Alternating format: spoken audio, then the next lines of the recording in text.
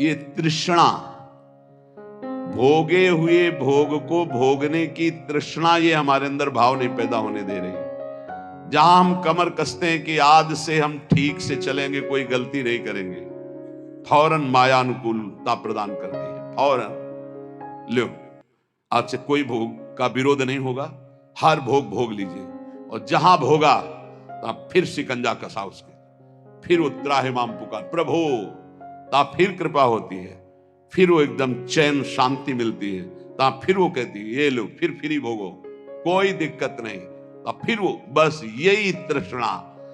जीरियंते जीरियता केसा दंता जीरियंते जीरियतः जीविता सा धना साच जीरियतोपि न जीरियति।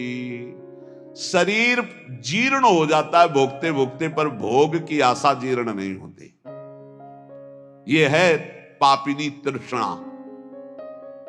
शरीर बुढ़ापे से युक्त हो गया, लेकिन मनी राम बुढ़ापा अनुभव नहीं करते कि मैं बूढ़ा हो गया हूं। नहीं, जैसा जवानी में वैसे ही वो उद्दंडता करने का मन करता है। जीरियंती जीरता केशा, इनको साधना के द्वारा मारना पड़ेगा, या अवस्था से शांत नहीं होंगे। तो कह रहे जीरियंती जीरियता केशा दंता जीरियंती जीरियता। बाल सफेद हो गए, दांत गिर गए, आंखों में दिखता नहीं, बुढ़ापा आ गया, लेकिन तृष्णा वैसी ही है भोगों की, वो पुरानी नहीं हुई, वो नवीन बनी रहती है। इसलिए ये जो सदैव तृष्णा नवीन रूप धारण करती है, ये जैसे वस्त्र में सूत ओतप्रोत है, ऐसे ही अंतःकरण में तृष्णा ओतप्रोत है। समझ में ही नहीं आता, खाते खाते दांत खत्म हो गए, नकली दांत लग गए, देखते देखते आंखों में ऑपरेशन होकर नई शीशे चढ़ गए, और शीशा लग गया, चश्मा लग गया, कान में मशीन लग गई, सब, पर वो वासना नहीं गई। वही तृष्णा भोगों की, वही मकर ध्वज भस्म खा के, सोने चांदी की भस्म खा के अभी और कुछ संसार का स्वाद लेना है। ये हम नहीं, शास्त्र कह रहा है। और आप अपने हृदयों में, और हम सब अपने हृदयों में देखें, भगवत प्राप्ति में ये तृष्णा डाइन सुरसा की तरह मुंह बढ़ा रही है। सुरसा, हनुमान जी 16 हुए तो 32 हो गई, हनुमान जी 32 हुए तो 64 हो गई। सुरसा डबल बदन, ये तृष्णा ऐसे बढ़ती चली। अच्छा ले भाई, इतना स्वाहा, इतना भोग की आहुति ले ले, अब तू शांत हो जा। वो और डबल प्रज्वलित हो गई, और प्रज्वलित हो, ऐसे तृष्णा बढ़ रही है। तथैव तृष्णा वित्तेन वर्धमानेन वर्धते अनंत पारा दुष्पूरा तृष्णा दोष सतावः अधर्म बहुला चैव तस्मात्ताम परिवर्जयेत्। ये तृष्णा चाहे धन की हो चाहे भोग की हो, ये सदैव बढ़ती जाती है। जब आदमी सोचता है इतनी संख्या का अगर धन हो जाए तो हमारा बढ़िया काम चल जाएगा, और दैववशात यदि उसको उतनी संख्या का धन मिल जाए, तो जो पहले सोच रहा था उससे भी बुरी अशांति उसके अंदर उतनी धन संख्या प्राप्त होने पर होने लगती है, और बड़ी, ऐसे बढ़ते बढ़ते वो नष्ट हो जाता है शरीर, पर तृष्णा नष्ट नहीं होती, चाहे धन की हो चाहे भोग की हो। इसलिए उपासक को इस तृष्णा रूपी पापिनी को पहचान करके नष्ट करना ही चाहिए, पूर्ति नहीं। पूर्ति करने से बढ़ती और ना देने से ये नष्ट हो जाती है। नष्ट करने से ही शांति मिलेगी। तृष्णा भोगे हुए भोगों की, पकौड़ा चटनी चाहिए, ये चाहिए, जवान दांत आंख कान नाक सब इंद्रिया से दुष्टों ने जीवन बर्बाद कर दिया। पूरा दिव्य मानव जीवन जो भगवत प्राप्ति के लिए था, बर्बाद। कितना निकृष्ट, बलिष्ठ होने के लिए कितना निकृष्ट उतर जाता है खान पान व्यवहार में। अब आप विचार कीजिए, वो जो जिसमें अंडा जिसे कहते हैं, उसके अंदर कितना लिबलिबा गंदा पदार्थ होता है। उल्टी नहीं हो जाती इन लोगों को? उल्टी हो जाए, बमन हो जाए देख के, कैसा स्वभाव बन गया। दूसरे के मांस शरीर के ऐसे शौक से खा रहे, घृणा नहीं होती? और तुमको ये नहीं पता है कि तुम धर्म विरुद्ध आहार कर रहे हो, ऐसे ही तुम्हारा नोच नोच के काल तुम्हारे मांस खाएगा। कैसे? बोले हमने तो नहीं देखा नोचते हुए, तो देख लो जहां एक्सीडेंट होता है, नहीं? यहां सरिया घुसे, यहां घुसा, यहां घुसा, यहां घुसा, आप जिंदा फड़फड़ा रहे हैं, दृश्य देख लो। काट काट के वो सब निकालते निकालते घंटों लगे, उसमें भी स्वाहा हो गए, आहुति हो गई। किसी को भी यहां यदि तुम सुख दोगे तो वो सुख 1000 गुना बढ़कर तुम्हारे जीवन में आएगा, और किसी भी जीव को दुख दोगे तो 1000 गुना बढ़ के मिलेगा। महाभारत में एक तितली की गुदा में बंबूल का कांटा डाल के छोड़ दिया मांडव्य ऋषि ने, तो सूली डाल करके निकली नहीं, काट दी गई, अणिमांडव्य पड़ा, महाभारत में देख लेना। तितली कोई मनुष्य नहीं है, पर वो भी जीव है, उसकी गुदा में बंबूल का कांटा, तो ऋषि की गुदा में सूली चुभ हो गई। हम तुम तो बहुत छोटे जीव हैं, वो बहुत बड़ी तपस्या में संलग्न महापुरुष मांडव्य ऋषि, अणिमांडव्य, जिन्होंने सीधे धर्मराज से जाके बात की। यहां यमदूत को देख के सौंच और लघुशंका एक साथ छूट जाती है, वो सीधे जाके धमकाए और साप दे दिए, जा 100 वर्ष तक मनुष्य आयु को भोग, तब तुझे पता चलेगा। धर्म के निर्णय में चूक कर दी। मैं 8 वर्ष का था, मुझे ज्ञान नहीं था, बालक था, फिर मुझे ऐसा भयानक दंड क्यों दिया गया? इसलिए हम संकेत में बता रहे, तितली की गुदा में बंबूल का कांटा छोड़ा तो उनकी गुदा में सूली चुभ होकर के काट दी गई, निकली नहीं। और तुम खा रहे हो इन पशुओं के मांस को, तो तुम्हारी दुर्दशा नहीं होगी, तुम्हें पता नहीं? इस एक जबान के लिए 2 अंगुल का है खेल सारा। इसके बाद घाटी के नीचे हुआ कोई नहीं मतलब है कि कैसा था, सब मल हो जाएगा, पर 2 अंगुल का स्वाद। अरे बहुत स्वाद ले लिया, थोड़ा राधा नाम का स्वाद लो। मारो इस तृष्णा को, भोजन की तृष्णा को, भोग की तृष्णा को, देखने सुनने बोलने की जो प्रपंच जनित तृष्णा, इसका नाश करो। जो उपासक भगवत मार्ग में आगे बढ़ना चाहता है, वो किसी को मित्र ना बनाए, और मित्र बनाए तो बहुत काल के बाद बनावे। सहसा किसी को दोस्त नहीं बनाना चाहिए। कह रहे हैं, चिरेण मित्रम बदनीयात्, चिरेण च कृतम त्यजेत, चिरेण ही कृतम मित्रम चिरम धारणमर्हति। रागे दर्पे च माने च, द्रोहे पापे च कर्मणि, अप्रिये चैव कर्तव्ये चिरकारी प्रशस्यते। बंधूनां श्रद्धां चैव भृत्यानां स्त्री जनस्य च, अव्यक्तेषु अपराधेषु चिरकारी प्रशस्यते। चिरकाल तक परीक्षा लेकर ही दोस्त बनाना चाहिए, सहसा किसी को मित्र नहीं बनाना चाहिए। यह हमारे ब्रह्म ऋषियों का आदेश है। क्या परीक्षा ले हम जिससे मित्र बनाना हो? बोले पहले देखे कि हमसे कोई इसका राग तो नहीं है जो हमसे दोस्ती कर रहा है। हमारे रुपये से राग, हमारे शरीर से राग, हमारे रूप से राग, हमारे पद से राग, कुछ ऐसा तो नहीं है जिसे ये देखकर हमसे दोस्ती करना चाहता है। रूप देखकर, शरीर देखकर, पैसा देखकर, अपने सुख की चाह करके हमसे दोस्ती, बिल्कुल। बोले राग त्यागी ही दोस्त होता है। अगर वो कुछ हमसे लेना चाहता है, भोगना चाहता है, पाना चाहता है, वो दोस्त नहीं होता। दोस्त होता है जो नाना प्रकार की दोस्त के द्वारा दी हुई पीड़ाओं और कष्ट को सह करके दोस्त का साथ कभी न छोड़े। कह रहे चिरम धारण मरहती, चिरकाल तक अपने दोस्त को सुख दे और वो दोस्त उसे दुख दे पर उसे सहता चला जाए, उसे दोस्त कहते हैं। ऐसा कौन दोस्त होगा? बोले राग दर्पे च माने च, द्रोहे पापे च कर्मणि, जो राग त्यागी होगा। ये आजकल जो दोस्त बनाए जा रहे हैं, देख लो, नाप लेना कैसे दोस्त हैं, इसका परिणाम देख लेना।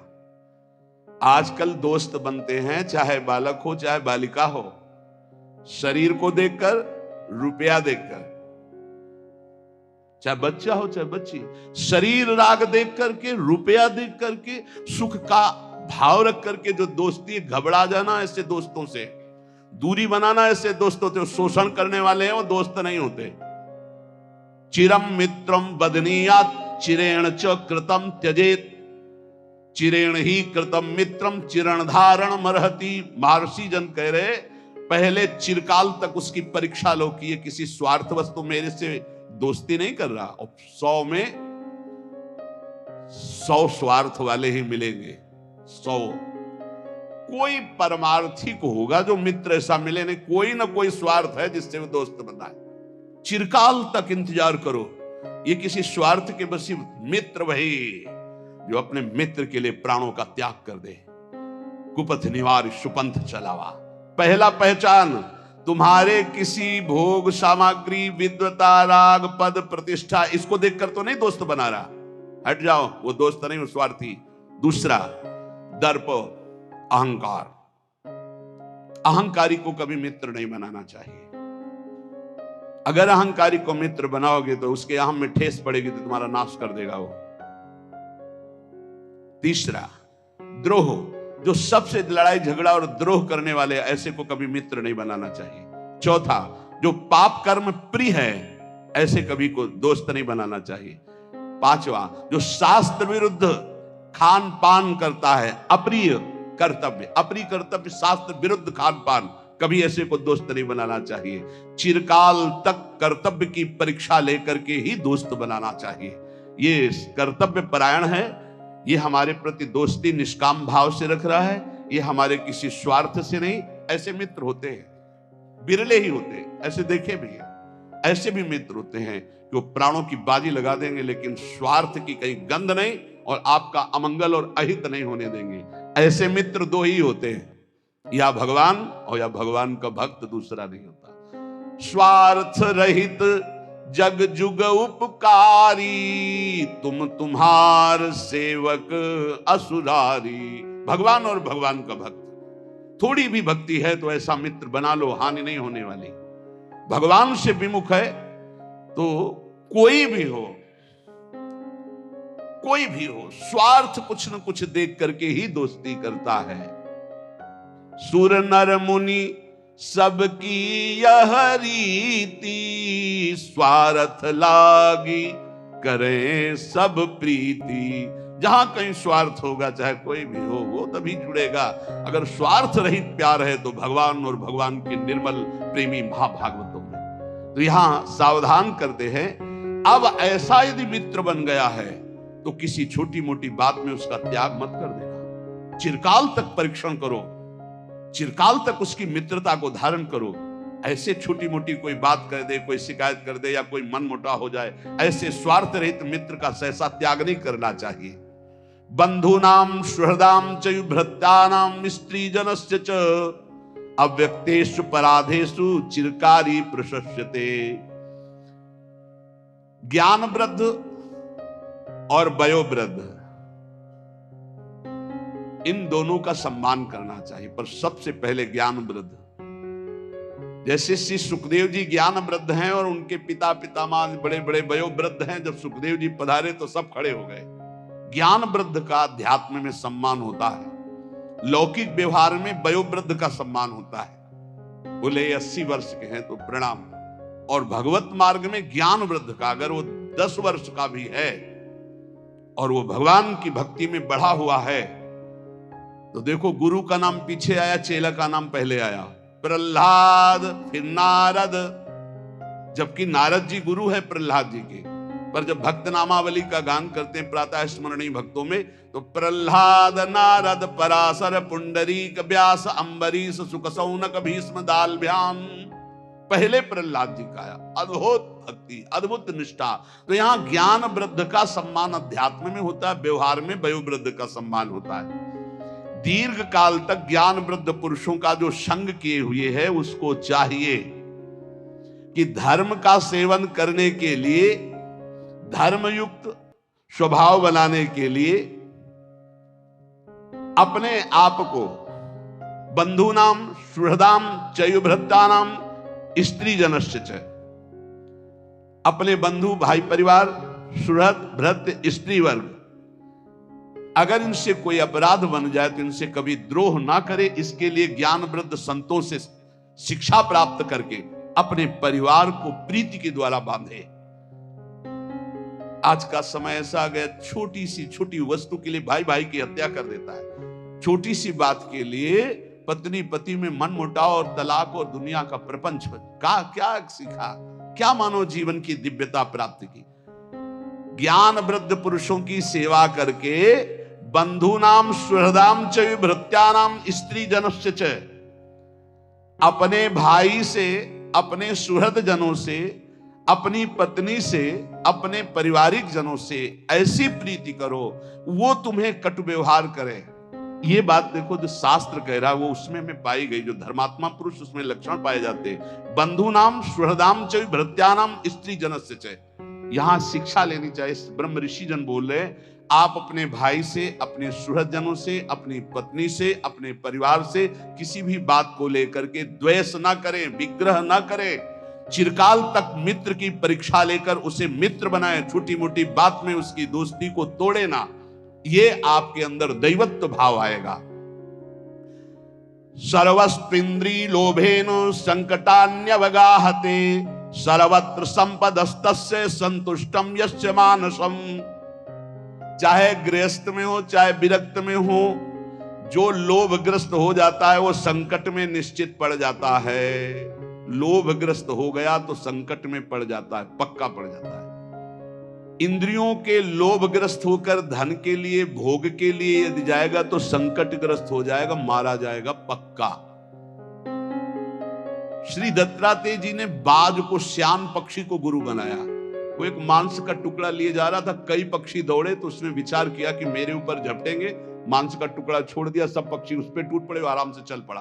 बोले ऐसा होना चाहिए, ऐसा होना चाहिए, इसलिए उनको गुरु बनाया श्यान पक्षी को। साधु को ऐसा चाहिए, जहां देखे कि इस वस्तु या इसके कारण प्रपंच, वैभव और संपत्ति और लोभग्रस्त पुरुष कोई हो, चाहे गृहस्थ हो चाहे विरक्त हो, अंततो गत्वा संकट में फंसकर मारा जाता है। इसलिए चित्त में संतोष धारण करे। सर्वत्र भरी हुई संपत्ति है, संतोषी पुरुष को बड़ा आनंद है संतोष में। संतोष रूपी धन आ गया तो सब धन धूल समान। चाहे जितना धन हो, संतोष न हो, दरिद्री है। जिस समय संतोष हृदय में आया उसी समय वो महान बन जाता है। बिन संतोष न काम न साही, अछत काम सुख सपने नाही। इसलिए चाहे गृहस्थ हो चाहे विरक्त हो, इस परम धन को धारण करे, संतोष धन। संतोष धन की परिभाषा, जोई जोई प्यारो करे सोई मोई भावे। जैसे मुझे प्रभु लगते हैं हमें वही अच्छा लगता है। मेरे नाथ जैसे रख रहे हैं, बहुत अच्छे से रख रहे हैं, ऐसा भाव रखना चाहिए। जैसे पैर में जूता पहन ले तो पूरी पृथ्वी में मानो सुरक्षित चरण हो गए, पूरी पृथ्वी में थोड़ी बिछाया जाएगा कारपेट। अपने पैर में जूता पहन, पूरी पृथ्वी को नहीं सुधार सकते, तुम अपने चित्त को सुधार कर संतोष रूपी धन ले आओ। न भाई से झगड़ा करो, न पत्नी से झगड़ा करो, न परिवार से झगड़ा करो, न पड़ोसी से करो। सोचते होगे कि झगड़ा नहीं करेंगे तो फिर लोग हमको सताएंगे, नहीं। जो सताने वाला भाव रखता है वो अपने आप नष्ट हो जाता है। आप संतोष धारण करो और देखना, जो उद्दंड हैं, जो दूसरों को दुख देते हैं, अपने आप नष्ट हो जाते हैं। ये खूब देखी हुई बात कह रहे, शास्त्र से और व्यवहार से भी। इसलिए संतोष रूपी अमृत का पान करने वाला, चाहे गृहस्थ हो चाहे विरक्त हो, वो सुख को प्राप्त होता है। जो धन के लोभ से, भोगों के लोभ से असंतुष्ट रहता है उसी को दरिद्री कहते हैं, चाहे जितना बड़ा हो।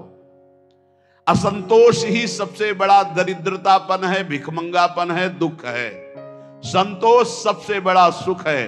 अतः परमार्थिक, चाहे गृहस्थ हो या विरक्त, सुख चाहने वाले को संतोष रूपी धन हृदय में धारण करना चाहिए। परब्रह्म परम धाम योशो ब्रह्म तथा परम तमाराध्य हरिम याति मुक्ति मप्यति दुर्लभाम। परम दुर्लभ मुक्ति, परम दुर्लभ सुख उसी को प्राप्त होता है जो भोगों से संतुष्ट होकर भगवान श्री हरि की उपासना करता है। जैसे गोस्वामी तुलसीदास जी कह रहे हैं, जथा लाभ संतोष सदा काहू सो कछु न चाहोंगो। इससे बहुत जल्दी हरि प्रसन्न होते हैं और नाम जप कर रहा, हरि की आराधना कर रहा है। वो परब्रह्म परम धाम योशो ब्रह्म तथा परम, जो परब्रह्म है, परम धाम है, परम स्वरूप है, उन श्री हरि की आराधना वही पुरुष कर सकता है जो संतोषी है, और वही मोक्ष पद को प्राप्त होता है। और जो संतोषी नहीं, तो पहले सुना भेषधारी हरि के उर शालय। अब यहां महर्षि पुलस्त जी कह रहे, धाम, पुरी और तीर्थ प्रायः गृहस्थ या विरक्त सब कोई इनका सेवन करता है। सेवन सब कोई करता है, लेकिन फल कौन प्राप्त कर पाता है? तीर्थों में, धाम में, पुरियों